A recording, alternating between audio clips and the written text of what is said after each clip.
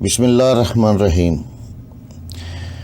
خالد بن ولید رضی اللہ تعالیٰ عنہ ایک ایسے صحابہ رسول کی داستان ہے جس نے اسلام قبول کیا تو آپ جناب حضور اکرم صلی اللہ علیہ وآلہ وسلم نے سیف اللہ یعنی اللہ کی تلوار کے خطاب سے نوازا۔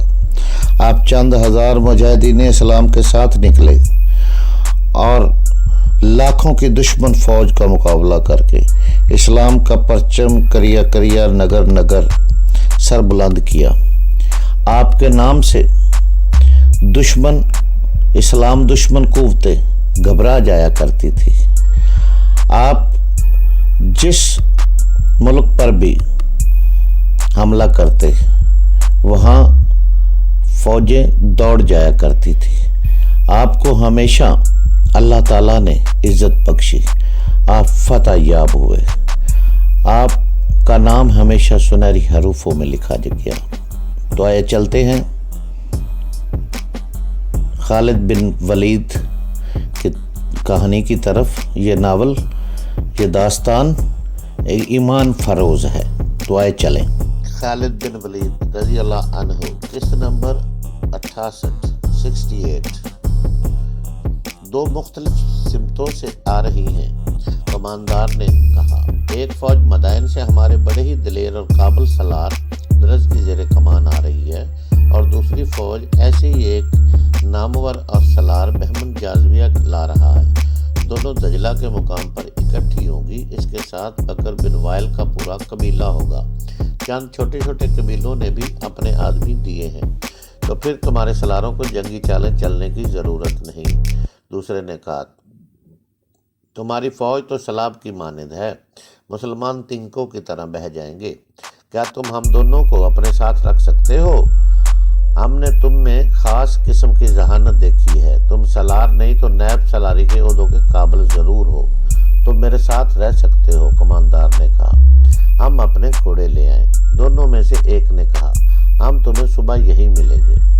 صبح کوچ ہو رہا ہے۔ کماندار نے کہا، ان تمام لوگوں کو جو لڑنے کے لیے جا رہے ہیں ایک جگہ جمع کیا جا رہا ہے۔ تم ان کے ساتھ آ جانا، میں تمہیں مل جاؤں گا۔ دونوں بستی سے نکل گئے۔ انہوں نے اپنے گھوڑے بستی سے کچھ دور ایک درخت کے ساتھ باندھ دیے اور بستی میں پیدل گئے تھے۔ بستی سے نکلتے ہی وہ دوڑ پڑے اور اپنے گھوڑوں پر جا سوار ہوئے۔ کیا ہم صبح تک پہنچ سکیں گے؟ بن آصف ایک نے دوسرے سے پوچھا۔ خدا کی قسم ہمیں پہنچنا پڑے گا، خواہ اڑ کر پہنچے۔ بن آصف نے کہا، یہ خبر ابن ولید رضی اللہ عنہ تک پر وقت نہ پہنچی تو ہماری شکست لازمی ہے۔ گھوڑے تھکے ہوئے نہیں، اللہ کا نام لو اور ایڑ لگا دو۔ دونوں نے ایڑ لگا دی اور گھوڑے دوڑ پڑے۔ اشعر بن آصف نے بلند آواز میں اپنے ساتھی سے کہا، یہ تو طوفان ہے، اب آتش پرستوں کو شکست دینا آسان نہیں ہوگا۔ صرف بکر بن وائل کی تعداد دیکھ لو، کئی ہزار ہوگی۔ میں نے اپنے سالار ابن ولید کو پریشانی کی حالت میں دیکھا تھا۔ اشعر نے کہا، کیا تم اس کی پریشانی کو نہیں سمجھے؟ اشعر بن آصف نے کہا، ہم اتنے طاقتور دشمن کے پیٹ میں آ گئے ہیں، اللہ ہمارے ساتھ ہے۔ اشعر نے کہا، آتش پرست اس زمین کے لیے لڑ رہے ہیں جو سمجھتے ہیں ان کی ہے، اور ہم اللہ کی راہ میں لڑ رہے ہیں جس کی یہ زمین ہے۔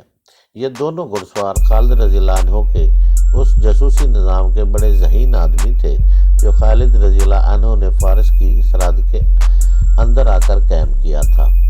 انہیں احساس تھا کہ وہ مدینہ سے بہت دور اجنبی زمین پر آ گئے ہیں جہاں اللہ کے سوا ان کی مدد کرنے والا کوئی نہیں۔ خالد رضی اللہ عنہ نے دشمن کی نقل و حرکت پر نظر رکھنے کے لیے ہر طرف اپنے جاسوس بھیج دیے تھے۔ خالد رضی اللہ عنہ فجر کی نماز سے فارغ ہوتے ہوئے ہی تھے کہ ان کے خیمے میں قریب دو گھوڑے آ رکے۔ سوار کود کر اترے۔ خالد رضی اللہ عنہ نماز باجماعت پڑھ کر آ رہے تھے۔ ان سواروں کو دیکھ کر ان کے قریب جا رکے۔ گھوڑوں کا پسینہ اس طرح پھوٹ رہا تھا جیسے دریا میں سے گزر کر آئے ہوں۔ ان کی سانسیں دھونکنے کی طرح چل رہی تھی۔ سواروں کی حالت گھوڑوں سے بھی پوری تھی۔ اشعر خالد رضی اللہ عنہ نے کہا، بن آصف کیا خبر لائے ہو؟ اندر چلو، ذرا دم لے لو۔ دم لینے کا وقت نہیں سالار، بن آصف نے خالد رضی اللہ عنہ کے پیچھے ان کے خیمے میں داخل ہوتے ہوئے کہا۔ آتش پرستوں کا سیلاب آ رہا ہے۔ ہم نے یہ خبر عیسائیوں کی ایک بستی سے لی ہے۔ بکر بن وائل کی ایک الگ فوج تیار ہو گئی ہے۔ یہ مدائن کی فوج کے ساتھ اندر نام کے ایک سالار کی زیر کمان آ رہی ہے۔ دوسری فوج بہمن جازبیہ کی زیر کمان دوسری طرف سے آ رہی ہے۔ کیا یہ فوجیں ہم پر مختلف سمتوں سے حملہ کرے گی؟ خالد رضی اللہ عنہ نے پوچھا۔ نہیں، اشر نے جواب دیا، دونوں فوجیں دجلہ میں اکٹھی ہوں گی۔ اور تم کہتے ہو کہ سلام کی طرح آگے بڑھیں گی؟ خالد رضی اللہ عنہ نے کہا۔ کماندار نے یہی بتایا ہے، بن آصف بولا۔ ان دونوں کی رپورٹ ابھی مکمل ہوئی ہی تھی کہ ایک شتر سوار خیمے کے باہر آ کر رکا اور اونٹ سے اتر کر بغیر اطلاع دیے خیمے میں آ گیا۔ اس نے خالد رضی اللہ عنہ کو بتایا کہ فلاں سمت سے ایرانیوں کی ایک فوج بہمن جازبیہ کی قیادت میں آ رہی ہے۔ یہ بھی ایک جاسوس تھا جو کسی بھیس میں اس طرف نکل گیا تھا جدھر سے بہمن کی فوج آ رہی تھی۔ تاریخ بتاتی ہے کہ اندرز اور بہمن جازبیہ کو اس طرح کوچ کرنا تھا کہ دونوں کی فوجیں بیک وقت یا تھوڑے سے وقفے سے دجلہ پہنچتی، مگر ہوا یوں کہ اندرز پہلے روانہ ہو گیا۔ اس کی وجہ شاید یہ تھی کہ وہ کسریٰ اردشیر کے قریب تھا، اس لیے اردشیر اس کے سر پر سوار تھا۔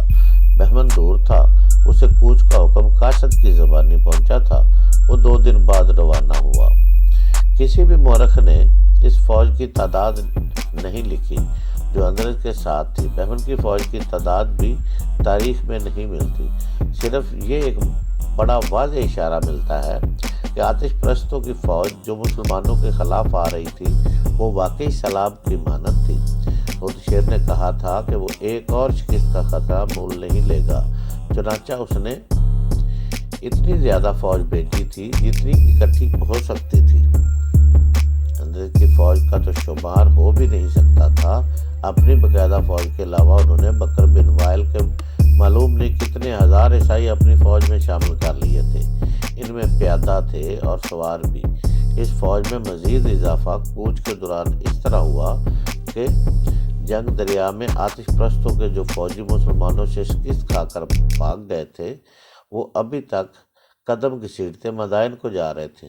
وہ صرف تھکن کے مارے ہوئے نہیں تھے، ان پر مسلمانوں کی دہشت بھی طاری تھی۔ پسپائی کے وقت مسلمانوں کے ہاتھوں ان کی فوج کا قتل عام ہوا تھا۔ انہوں نے کشتیوں میں سوار ہو کر بھاگنے کی کوشش کی تھی، اس لیے وہ خالد رضی اللہ عنہ کے مجاہدین کے لیے بڑا آسان شکار ہوئے تھے۔ اس بھگدڑ میں جو کشتیوں میں سوار ہو گئے تھے ان پر مجاہدین نے تیروں کا می برسا دیا تھا۔ ایسی کشتیوں میں جو سپاہی زندہ رہے تھے ان کی ذہنی حالت بہت بری تھی۔ ان کی کشتیوں میں ان کے ساتھی جسموں میں تیر لیے تڑپ تڑپ کر مر رہے تھے۔ اس طرح زندہ سپاہیوں نے لاشوں اور تڑپ تڑپ کر مرتے ساتھیوں کے ساتھ سفر کیا تھا۔ کشتیاں خون سے بھر گئی تھیں۔ زندہ سپاہیوں کو کشتیاں کھینچنے کی بھی ہوش نہیں تھی۔ کشتیاں دریا کے بہاؤ کے ساتھ خود ہی بہتی کہیں سے کہیں جا پہنچی تھی اور دور دور کنارے سے لگی تھی، اور زرتشت کے یہ پجاری بہت بری جسمانی اور ذہنی حالت میں مدائن کی طرف چل پڑے تھے۔ وہ 2-2 4-4 اور اس سے بھی زیادہ کی ٹولیوں میں جا رہے تھے۔ پرانی تحریروں سے پتہ چلتا ہے کہ ان میں کئی ایک نے جب اندرز کی فوج کو آتے دیکھا تو بھاگ اٹھے۔ وہ تیز دوڑ نہیں سکتے تھے، انہیں پکڑ لیا گیا اور فوج میں شامل کر لیا گیا۔ کچھ تعداد ایسے سپاہیوں کی ملی جو دماغی توازن کھو بیٹھے تھے۔ ان میں سے کچھ ایسے تھے جو بولتے ہی نہیں تھے، ان سے بات کرتے تھے تو وہ خالی خالی نظروں سے سب کو دیکھتے رہتے تھے۔ بعض بولنے کی بجائے چیخیں مارتے اور دوڑ پڑتے تھے۔ پیشتر اس کے کہ یہ ساری فوج کے لیے خوف و ہراس کا سبب بن جائیں، انہیں فوج سے دور لے جا کر ختم کر دو۔ ان کے سالار اندرز نے حکم دیا۔ اس کے حکم کی تعمیل کی گئی۔ مدائن کی یہ فوج تازہ دم تھی، اس نے بھی ابھی مسلمانوں کے ہاتھ نہیں دیکھے تھے، لیکن دریا کے مارکے سے بچے ہوئے سپاہی جب راستے میں اس تازہ فوج میں شامل ہوئے تو ہلکے سے خوف کی ایک لہر ساری فوج میں پھیل گئی۔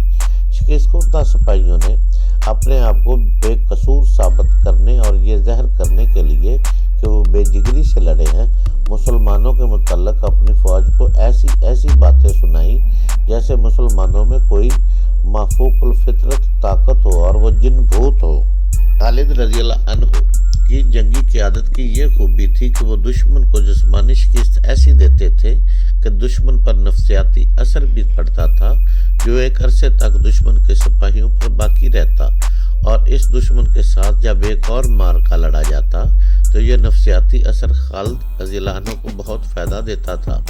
یہ اثر پیدا کرنے کے لیے خالد رضی اللہ عنہ دشمن کو پسپا کرنے پر ہی مطمئن نہیں ہو جاتے تھے، بلکہ دشمن کا تعاقب کرتے اور اسے زیادہ سے زیادہ جانی نقصان پہنچاتے تھے۔ خالد رضی اللہ عنہ کے جاسوسوں نے یہ اطلاع بھی انہیں دی کہ پچھلے معرکے کے بھاگے ہوئے سپاہی بھی مدائن سے آنے والی فوج میں شامل ہو رہے ہیں۔ خالد رضی اللہ عنہ نے اپنے سالاروں کو بلایا اور انہیں نئی صورتحال سے آگاہ کیا۔ میرے عزیز ساتھیوں، خالد رضی اللہ عنہ نے انہیں کہا، ہم یہاں صرف اللہ کے بھروسے پر لڑنے کے لیے آئے ہیں۔ جنگی نقطہ سے دیکھا جائے تو ہم فارس کی فوج سے ٹکر لینے کے قابل نہیں۔ ہم اپنے وطن سے بہت دور نکل آئے ہیں، ہمیں کمک نہیں مل سکتی، ہم واپس بھی نہیں جائیں گے۔ ہم فارسیوں کو اور کسریٰ کو نہیں، آگ کے پجاریوں کو شکست دینے کا عزم لیے ہوئے ہیں۔ میں تم سب کے چہروں پر تھکن کے آثار دیکھ رہا ہوں، تمہاری آنکھیں بھی تھکی تھکی سی ہیں اور تمہاری باتوں میں بھی تھکن ہے، لیکن رب کعبہ کی قسم ہماری روحیں تھکی ہوئی نہیں ہیں، ہمیں اب روح کی طاقت سے لڑنا ہے۔ ایسی باتیں زبان پر نہ لا ابن ولید، ایک سالار عاصم بن عمرو نے کہا۔ ہمارے چہروں پر تھکن کے آثار ہیں، مایوسی کے نہیں، ہمارے ارادوں میں کوئی تھکن نہیں ابن ولید، دوسرے سالار عدی بن حاتم نے کہا۔ ہم نے آرام کر لیا ہے، سپاہ نے بھی آرام کر لیا ہے، میں اسی لیے یہاں خیمہ زن ہو گیا تھا کہ اللہ کے سپاہی آرام کر لے۔ خالد رضی اللہ عنہ نے کہا، تمہارے ارادے تھکے ہوئے نہیں تو مجھے کچھ کہنے کی ضرورت نہیں، میں دوسری باتیں کرنا چاہتا ہوں جو زیادہ ضروری ہیں۔ تم نے دیکھا ہے کہ ہم نے فارسیوں کو پہلے معرکے میں شکست دی تو وہ پھر ہمارے سامنے آ گئے، ان کے ساتھ ان کے وہ سپاہی بھی آ گئے جو پہلے معرکے سے بھاگ گئے تھے۔ اب مجھے پھر اطلاع ملی ہے کہ دوسرے معرکے سے بھاگے ہوئے سپاہی مدائن سے آنے والی فوج کے ساتھ راستے میں ملتے آ رہے ہیں۔ اب تمہیں یہ کوشش کرنی ہے کہ اگلے معرکے میں آتش پرستوں کا کوئی سپاہی زندہ نہ جا سکے، ہلاک کرو یا پکڑ لو، میں کسریٰ کی فوج کا نام و نشان مٹا دینا چاہتا ہوں، ہمارا اللہ یوں ہی کرے گا۔ 3-4 آوازیں سنائی دی۔ سب اللہ کے اختیار میں ہے، خالد رضی اللہ عنہ نے کہا، ہم اس کی خوشنودی کے لیے گھروں سے اتنی دور آ گئے ہیں، اب جو صورتحال ہمارے سامنے ہے اس پر سنجیدگی سے غور کرو، یہ فیصلے جذبات سے نہیں کیے جا سکتے، اس حقیقت کو ہم نظر انداز نہیں کر سکتے کہ فارسیوں کی جنگی طاقت اور تعداد جو اب آ رہی ہے، ہم اس کا مقابلہ کرنے کے قابل نہیں، لیکن پسپائی کو دل سے نکال دو۔ تازہ اطلاعوں کے مطابق مدائن کی فوج دجلہ عبور کر آئی ہے، آج رات فرات کو بھی عبور کرے گی، پھر وہ دجلہ پہنچ جائے گی۔ ان کی دوسری فوج بھی آ رہی ہے، ہمارے جاسوس اس کا کوچ دیکھ کر آ رہے ہیں اور مجھے اطلاعیں دے رہے ہیں۔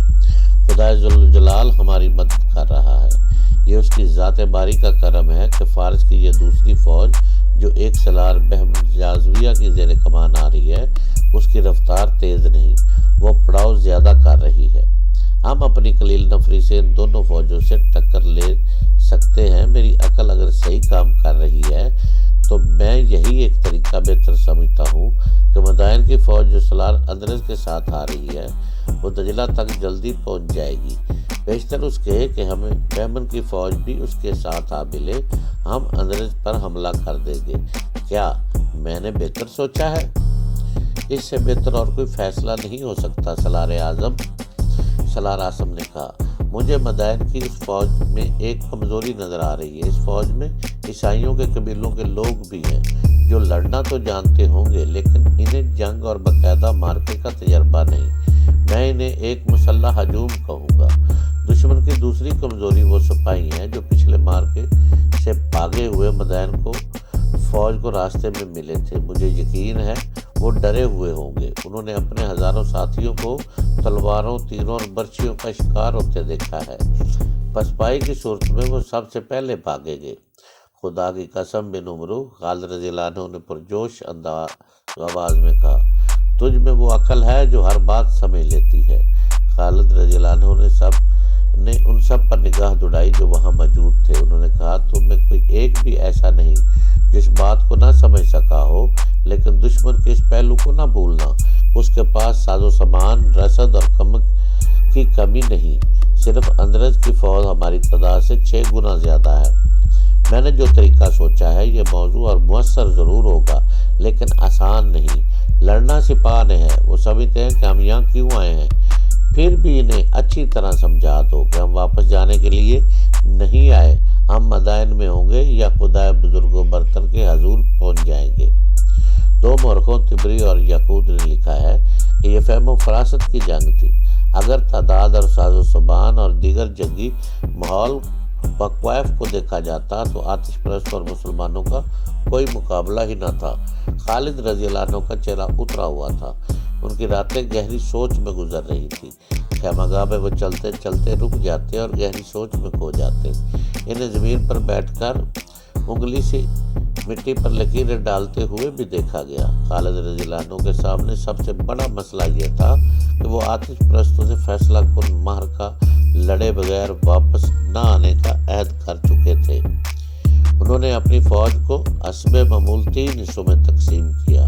پہلے کی طرح دائیں اور بائیں پہلوؤں پر سالار عاصم بن عمرو اور سالار عدی بن حاتم کو رکھا۔ اپنے ساتھ انہوں نے صرف 1500 نفری رکھی، جن میں پیادے تھے اور گھڑسوار بھی۔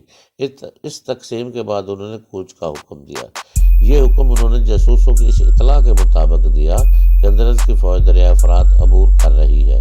خالد رضی اللہ عنہ نے اپنی رفتار ایسی رکھی کہ آتش پرست دجلہ میں جو ہی پہنچے وہ اس کے سامنے ہو۔ یہ جنگی فہم و فراست کا غیر معمولی مظاہرہ تھا۔